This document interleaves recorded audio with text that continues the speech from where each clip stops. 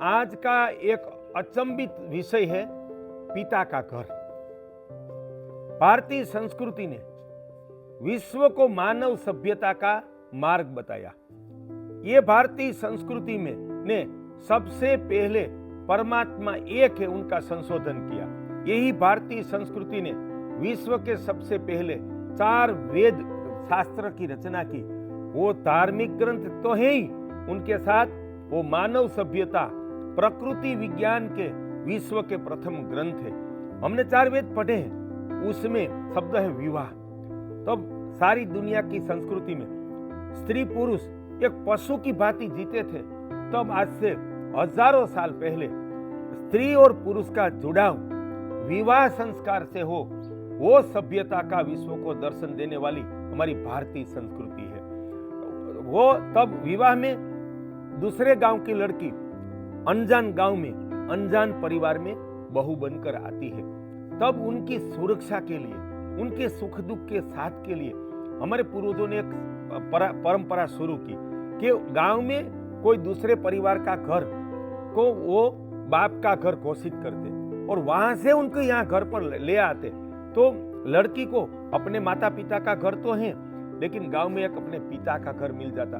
कोई भी सुख दुख में वो सहभागी बनते, कोई भी समस्या है तो उनका सहारा ले सकती, कोई भी दुख है तो उनको कह सकती। तो ऐसी हमारे गुजरात में भी मैंने परंपरा देखी। जो हमारे राजवंश से क्षत्रिय उनकी राजकुमार की बहू आती तो गांव में कोई पटेल मुखिया वो उनका पिता का घर बनता और उनको बेटी बनाता और आजीवन दोनों परिवार का संबंध बने रहते, पीढ़ियों पीढ़ी बने रहते। तो उससे एक कन्या को तो गांव में ही पिता का घर मिल जाता, लेकिन वो ग्राम एकता और सांस्कृतिक एकता का एक अनमोल परंपरा थी। आज में तालाब निर्माण, थरपारकर गोवंश रक्षा और प्रकृति रक्षा और हमारे पाकिस्तानी सरहद पर संस्कृति रक्षा के ध्येय से यहाँ राजस्थान का जैसलमेर जिला में म्याजला गांव में आया हूँ। यहाँ हमने भोजन किया, तालाब का खातमुहूर्त किया। तब यहाँ भाई जी ने मुझे बताया कि यहाँ हमारे 2 ही दिन पहले मेरे बड़े भाई का विवाह हुआ है। तो मेघराज सिंह भाटी है, उनका 2 दिन पहले विवाह हुआ। तो उन्होंने मुझे एक विनती की कि आप उनकी जो बहू आई है उनके आप पिता बने।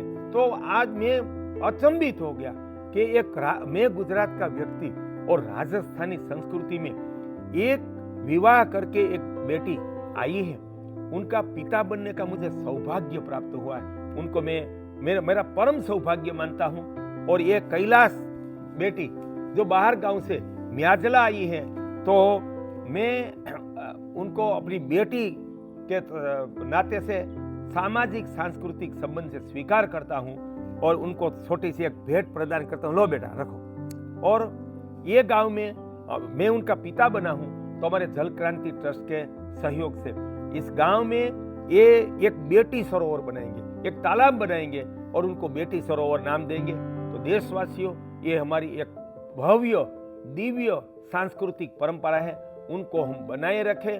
वो उसमें सांस्कृतिक एकता है, समरसता है और महिलाओं की सुरक्षा और खुशी है।